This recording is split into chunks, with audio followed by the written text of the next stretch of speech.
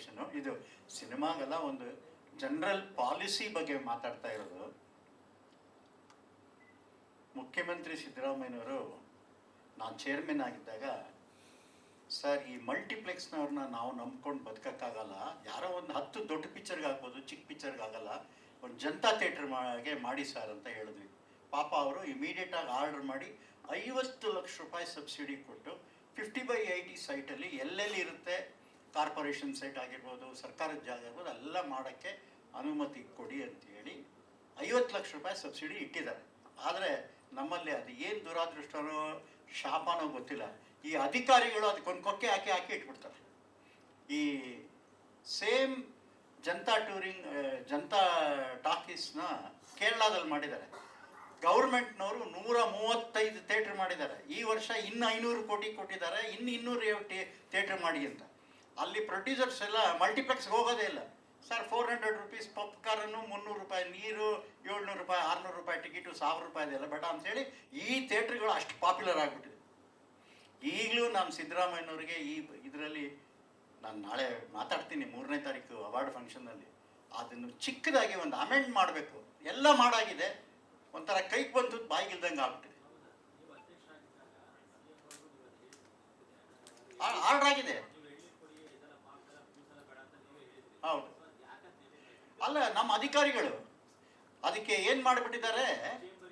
ಇಲ್ಲ, ಎಲ್ಲರೂ ಟ್ರೈ ಮಾಡಿದ್ದಾರೆ ಪಾಪ, ಯಾರು ಯಾಕಂದರೆ ಈಗ ನಮಗೆ ಬೆಂಗಳೂರು ಒಂದೇ ಇಲ್ಲ, BNC ಥಿಯೇಟ್ರ್ನಲ್ಲಿ ಆ ಥಿಯೇಟ್ರ್ಗಳು ಜನ ಮತ್ತೆ ವಾಪಸ್ ಬರ್ತಾರೆ ಥಿಯೇಟ್ರ್ಗಳಿಗೆ. ಥಿಯೇಟ್ರ್ಗಳೆಲ್ಲ ಮುಚ್ಚೋಗ್ತಾ ಇದೆ. ಈ ಥಿಯೇಟ್ರ್ಗಳೆಲ್ಲ ಮುಚ್ಚೋಗ್ಬಿಡೋದ್ರಿಂದ ಬಿಸ್ನೆಸ್ ಎಫೆಕ್ಟ್ ಆಗುತ್ತೆ. ಅದು ಒಂದು 1000 ಥಿಯೇಟ್ರ್ ಬಂತು ಅಂತ ಇಟ್ಕೊಳ್ಳಿ. ನಾನು ನಿನ್ನೆ ಎಲ್ಲೋ ಒಂದು ಕಡೆ ಕುಮಾರಸ್ವಾಮಿ ಅವ್ರಿಗೆ ಹೇಳ್ತಾ ಇದ್ದೆ, ಸರ್ ಚೈನಾದಲ್ಲಿ 50,000 ಥಿಯೇಟ್ರ್ ಇದೆ, ಅಮೇರಿಕಾದಲ್ಲಿ 45,000 ಥಿಯೇಟ್ರ್ ಇದೆ, ನಮ್ಮದು 140 ಕೋಟಿ ಜನ 6,000 ಥಿಯೇಟ್ರ್ ಇಲ್ಲ. And it generates employment. ಒಂದು ಥಿಯೇಟ್ರ್ ನಾವು ಕೊಟ್ಟಿರೋ ಈ ಜನತಾ ಟಾಕೀಸ್ಗೆ ಒಂದು ಚಿಕ್ಕ ಹೋಟ್ಲು, ಒಂದು ಚಿಕ್ಕ ಇದು ಏನು ಗ್ರಾಸರಿ ಅಂಗಡಿ, ಅಲ್ಲೊಂದು 3 ಜನಕ್ಕೆ ಕೆಲಸ, ಹೋಟ್ಲಲ್ಲಿ ಒಂದು 4 ಜನಕ್ಕೆ ಕೆಲಸ, ಥಿಯೇಟರ್ನಲ್ಲಿ ಒಂದು 5 ಜನ 10 ಜನ. ಹಾಂ, ಅದೆಲ್ಲ ಎಲ್ಲನೂ ಬಸ್ ಸ್ಟ್ಯಾಂಡ್. ಪಾಪ ರಾಮಲಿಂಗ ರೆಡ್ಡಿ ಅವರು ಆರ್ಡರ್ ಮಾಡಿದ್ರು. ಈ ಪಾಪ ಮಿನಿಸ್ಟ್ರಿಗಳು ಮಾಡ್ತಾರೆ, ಈ ಅಧಿಕಾರಿಗಳು ಅದಕ್ಕೆ ಎಂಥ ಕೊಕ್ಕೆ ಇಟ್ಬಿಟ್ಟಿದ್ದಾರೆ ಅಂದರೆ, ಜನತಾ ಥಿಯೇಟ್ರಿಗೆ ಹೊಸ ಥಿಯೇಟ್ರ್ ಮಾಡಿದ್ರೆ ದೊಡ್ಡ ಥಿಯೇಟ್ರ್ ಮಾಡೋಕ್ಕೆ ಏನೇನು ರೂಲ್ಸ್ ಇದೆ, ಆ್ಯಂಬುಲೆನ್ಸ್ ಇರಬೇಕು, ಅದಿರಬೇಕು, ಇದಿರಬಾರ್ದು ಅಂತ. ಪೆಟ್ರೋಲ್ ಬಂಕೆ ಪಕ್ಕದಲ್ಲಿದೆ, ಈಗ ಏನೂ ಮಾಡೋಕ್ಕಾಗಲ್ಲ. ಇನ್ನು ಸಿನಿಮಾ ಥಿಯೇಟ್ರು ಈಗ ಸೆಲ್ಯುಲಾಯ್ಡ್ ಇಲ್ಲ, ಈಗ ಡಿಜಿಟಲ್. ನೀವು ಬೆಂಕಿ ಹಚ್ಚಿದ್ರೂ ಬೆಂಕಿ ಹಚ್ಚೋಕ್ಕಾಗಲ್ಲ. ಆಮೇಲೆ ಈಗಿನ ಕನ್ಸೆಪ್ಟ್ 250 ಸಾಕು ಒಂದೊಂದು ಎಕ್ಸ್ಟೆನ್ಷನಲ್ಲಿ.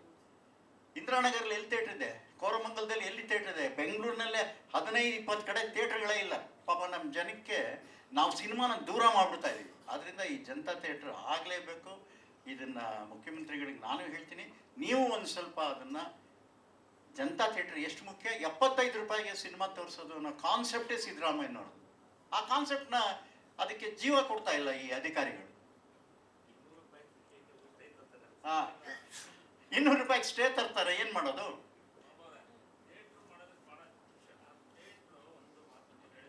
ಥಿಯೇಟ್ರ್ ಮಾಡೋದಕ್ಕೆ ಇವತ್ತಿಗೂ ಭಾಳ ಜನ ರೆಡಿ ಇದ್ದಾರೆ ಥಿಯೇಟ್ರ್ಗಳು ಮಾಡೋದಕ್ಕೆ. ಬಟ್ ಲೈಸೆನ್ಸಿಂಗ್ ಇದೆಯಲ್ಲ, ಈ ಅಧಿಕಾರಿಗಳು ರಕ್ತ ಹೇರ್ಬಿಡ್ತಾರೆ.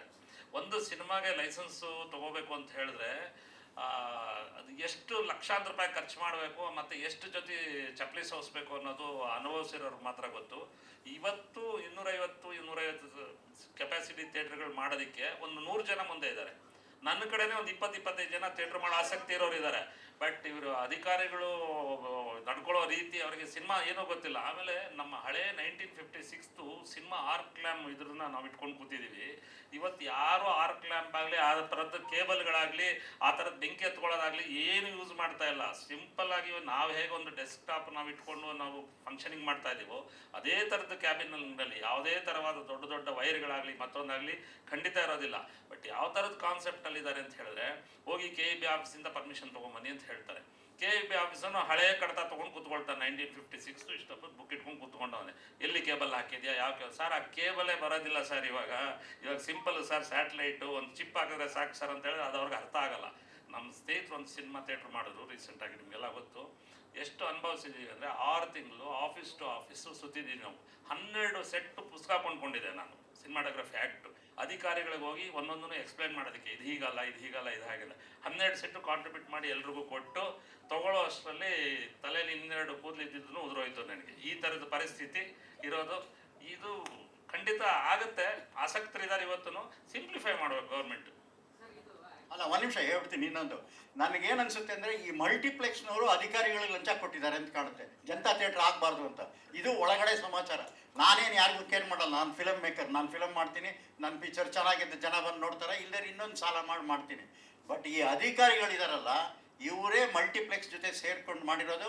ಈ 200 ರೂಪಾಯಿದು ಸ್ಟೇ ತಂದಿರೋದು ಇಂಡೈರೆಕ್ಟ್ ಆಗಿ ಹಿಂದೆ 5 ವರ್ಷದಿಂದ ಇದೇ ಸ್ಟೇ ಕೊಡಿಸಿದವರು ಸಂಸ್ಕೃತಿ ಇಲಾಖೆಗೆ ಆರ್ಡರ್ ಮಾಡಿಸ್ಬಿಟ್ಟು ಸ್ಟೇ ಕೊಡಿಸ್ಬಿಟ್ರು.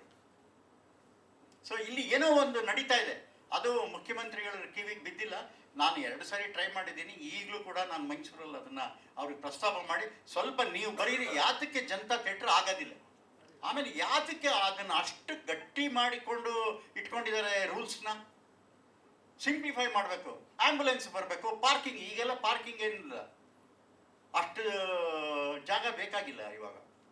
ಅಂಡರ್ಗ್ರೌಂಡಲ್ಲಿ ಮಾಡಿ 250 ಸೀಟಿಗೆ ಎಷ್ಟು ಬೇಕಾಗುತ್ತೆ, ಎಷ್ಟು ಜನ ಕಾರ್ಲಿ ಬರ್ತಾರೆ. ಅಂದರೆ ಅಧಿಕಾರಿಗಳಿಗೆ ಅದು ಏನಾಗಿದೆ, ಕನ್ನಡ ಚಿತ್ರರಂಗ ಬೆಳೆಯೋದು ಈ ಅಧಿಕಾರಿಗಳಿಗೆ ಇಷ್ಟ ಇಲ್ಲ ಅಂತ ಕಾಣುತ್ತೆ. ಅಲ್ಲೂ ತಗೊಳ್ಳಿ, ಈಗ ಫಿಲ್ಮ್ ಸಿಟಿ 1975 ಇಸ್ವಿಯಿಂದ ದೇವರಾಜ ಅರಸ್ ಕಾಲದಿಂದ ಇವತ್ತವರೆಗೂ ಒಂದು ಫಿಲ್ಮ್ ಸಿಟಿ ಆಗಿಲ್ಲ. ಎಲ್ಲ ರಾಜ್ಯದಲ್ಲಿ ಫಿಲ್ಮ್ ಸಿಟಿ ಆಗ್ತಾ ಇದೆ. 1,000 ಎಕರೆದಲ್ಲಿ UPಯಲ್ಲಿ ಮಾಡ್ತಾ ಇದ್ದಾರೆ, ಕಾಶ್ಮೀರಲ್ಲಿ 700 ಎಕರೆಯಲ್ಲಿ ಮಾಡ್ತಾ ಇದ್ದಾರೆ, ಮಧ್ಯಪ್ರದೇಶದಲ್ಲಿ 500 ಎಕರೆಯಲ್ಲಿ ಮಾಡ್ತಾ ಇದ್ದಾರೆ, ಕೇರಳದಲ್ಲಿ ಆಲ್ರೆಡಿ ಮಾಡಿಬಿಟ್ಟಿದ್ದಾರೆ, ಆಂಧ್ರದಲ್ಲಂತೂ ಕೇಳಲೇಬೇಡಿ ಅಷ್ಟೊಂದಿದೆ. ತಮಿಳ್ನಾಡಲ್ಲಿ ದೊಡ್ಡ ಫಿಲ್ಮ್ ಸಿಟಿ ಮಾಡ್ತಾ ಇದ್ದಾರೆ. ನಂಗೆ ನಿನ್ನೆ ಸುಹಾಸಿನಿ ಹೇಳಿದ್ರು, ನಿಮಗೆಲ್ಲ ಸಬ್ಸಿಡಿ ಶೂಟಿಂಗ್ ಗೀಟಿಂಗ್ ಎಲ್ಲ ಇವ್ರು ಕರೆಕ್ಟಾಗಿ ಮಾಡಲಿಲ್ಲ ಅಂತ ಹೇಳಿದ್ರೆ ನಮಗೇನಂತೆ, ನಾವು ರೈಲ್ವೆ ಸ್ಟೇಷನಲ್ಲಿ ಕೂಲಿ ಮಾಡೋರು, ಯಾವ ರೈಲ್ವೆ ಸ್ಟೇಷನಲ್ಲಿ ಟ್ರಂಕ್ ಸಿಗುತ್ತೋ ಎತ್ಕೊಂಡು ಹೋಗ್ತಿರ್ತೀವಿ, ಅಲ್ಲಿಗೆ ಹೋಗ್ತೀವಿ 5 ಕೋಟಿ ಸಬ್ಸಿಡಿ ಕೊಟ್ಟರೆ. ಇದು ಹೀಗೆ ಮಾಡಿದ್ರೆ ಕನ್ನಡ ಚಿತ್ರರಂಗ ಇಲ್ಲಿಂದ ಹೊರಟೋಗುತ್ತೆ. ಕನ್ನಡ ಆಮೇಲೆ ಮಹಾರಾಷ್ಟ್ರದಲ್ಲಿ 4 ಫಿಲ್ಮ್ ಸಿಟಿ ಇದೆ. ಕೊಲ್ಲಾಪುರ, ಬಿಕಾಸ್ ಫಿಲಮ್ ಇಂಡಸ್ಟ್ರಿ ಅಲ್ಲಿ ಸ್ಟಾರ್ಟ್ ಆಯಿತು ಅಂತ 150 ಎಕರೆಯಲ್ಲಿ ಅಲ್ಲಿ ಮಾಡಿದ್ದಾರೆ, ಪೂನಾದಲ್ಲಿ ಮಾಡಿದ್ದಾರೆ, ಬಾಂಬೆಲಂತೂ 1000 ಎಕರೆನಲ್ಲಿ ಬಿಗ್ಗೆಸ್ಟ್ ಫಿಲಮ್ ಸಿಟಿ ಮಾಡಿದ್ದಾರೆ. ನಮ್ಮ ದುರಾದೃಷ್ಟಕ್ಕೆ ಅದು ಏನು ಶಾಪನೋ ಗೊತ್ತಿಲ್ಲ, ಕನ್ನಡ ಚಿತ್ರರಂಗಕ್ಕೆ ಒಂದು ಫಿಲಮ್ ಸಿಟಿ ಅಂದ ತಕ್ಷಣ ಅದು ಮುಚ್ಚೋಗುತ್ತೆ. ಈಗಲೂ ಹಂಗೇನೆ, ಏನಾದರೂ ಡಿಲೇ ಆದರೆ ಅದೇ ಮೈಸೂರದೇ 150 ಎಕರೆ ಕೊಟ್ಟಿದ್ದಾರೆ. ಸಿದ್ದರಾಮಯ್ಯನವರು ಇರೋವರೆಗಿದ್ದ ಆದ್ರೆ ಮಾತ್ರ ಅದು ಆ ಫಿಲಮ್ ಸಿಟಿ, ಇಲ್ದಾರೆ ಬರೆದಿಟ್ಕೊಳ್ಳಿ ಆ ಫಿಲಮ್ ಸಿಟಿ ಆಗೋದಿಲ್ಲ. ಅವ್ರು ಇರೋವ್ರಿಗೆ ಅಷ್ಟೇ. ಅವರೊಬ್ಬರಿಗೆ ಸ್ವಲ್ಪ ಸಿನಿಮಾ ಬಗ್ಗೆ ಭಾಳ ಕಾಳಜಿ ಇದೆ, ಅವ್ರಿಗೆ ಭಾಳ ಸಿನಿಮಾ ಬಗ್ಗೆ ಒಂದು ಕನಿಕರ. ಯಾವಾಗ ನೋಡಿದ್ರು ಏನರಪ್ಪ ಬರೀ ಸಾಲ ಮಾಡ್ಕೊಂಡೇ ಇರ್ತೀರಾ ಅಂಥೇಳಿ ಅವರು ತುಂಬ ಕನ್ಸಿಡ್ರೇಷನ್ಸ್ ಕೊಡ್ತಾರೆ. ಆದರೆ ಈ ಅಧಿಕಾರಿಗಳು ಅದನ್ನು ತಡೆ ಹಿಡಿತಾ ಇದ್ದಾರೆ. ನಾನು ಡೈರೆಕ್ಟ್ ಘಂಟಾಘೋಷವಾಗಿ ಹೇಳ್ತೀನಿ, ಯಾಕೆ ಜನತಾ ಥಿಯೇಟ್ರನ್ನ ಈಗ ಪಾಲಿಸಿ ಮಾಡಿ 5 ವರ್ಷ ಆಯಿತು, ಯಾತಕ್ಕೆ ಥಿಯೇಟ್ರ್ ಬರ್ತಾ ಇಲ್ಲ, ಏನು ಪ್ರಾಬ್ಲಮ್ ಅಂತ ಅಧಿಕಾರಿಗಳು ನೋಡಬೇಕೋ ಇಲ್ವೋ? ಚೀಫ್ ಸೆಕ್ರೆಟರಿಗವ್ರಿಗೂ ಹೋಗ್ಬೇಕಿದು, ಚೀಫ್ ಸೆಕ್ರೆಟರಿ ನೋಡಬೇಕು, ಯಾತಕ್ಕೆ ಬರ್ತಾ ಇಲ್ಲ ಥಿಯೇಟ್ರ್ಗಳು, 50 ಲಕ್ಷ ಸಬ್ಸಿಡಿ ಕೊಡ್ತಾ ಇದೀವಿ ನಾವು ಅಂತ ನೋಡೋದಿಲ್ಲ. ಅವ್ರಿಗೆ ಯಾರಿಗೂ ಕನ್ನಡದ ಮೇಲೆ ಇಂಟ್ರೆಸ್ಟೇ ಇಲ್ಲ. ಬಿಕಾಸ್ ಎಲ್ಲರೂ ಅಧಿಕಾರಿಗಳಿರೋರು ಹೊರಗಡೆಯವರು, ಪಾಪ ಕನ್ನಡದವ್ರು ಇದ್ದರೆ ಏನಾದರೂ ಮಾಡ್ತಾರೆ, ಇವರು ಯಾರು ಏನೂ ಮಾಡೋದಿಲ್ಲ. ಏನಾದರೂ ಮಾಡಿ ಕನ್ನಡ ಚಿತ್ರರಂಗ ಮುಚ್ಚೋಗ್ಬೇಕು ಅಷ್ಟೇ. ಪರಭಾಷಾ ಚಿತ್ರ ಬೆಳೆಯೋಕ್ಕೆ ಕೇಳಿ ಅವ್ರಿಗೇನು ಬೇಕಾದ್ರೂ ಮಾಡಿಕೊಡ್ತಾರೆ. ಆದ್ದರಿಂದ ಈ ಫಿಲಮ್ ಸಿಟಿನೂ ಅಷ್ಟೇ, ಸಿದ್ದರಾಮಯ್ಯನವ್ರು ಇರೋ ಒಳಗಡೆ ಆದರೆ ಸರಿ, ಇಲ್ಲದೇ ಇದ್ದರೆ ಖಂಡಿತ ಈ ಫಿಲಮ್ ಸಿಟಿ ಕನಸು ಅಷ್ಟೇ ಇಟ್ಕೊಂಬಿಡಿ. ನಾವು ಅಷ್ಟೇ, ಎಲ್ಲಾದರೂ ಮಹಾರಾಷ್ಟ್ರನೋ ತಮಿಳ್ನಾಡೋ ಎಲ್ಲ ಮಾಡ್ತಾ ಇದ್ದಾರೆ, ಅಲ್ಲೂ 50 ಲಕ್ಷ 75 ಲಕ್ಷ ಸಬ್ಸಿಡಿ ಕೊಡ್ತಾರೆ. ನಾವು ಹೋಗ್ತೀವಿ, ನಮಗೇನು ಸಿನಿಮಾ ಮಾಡೋದಕ್ಕೆ, ಜೀವನ ನಡಿಬೇಕು.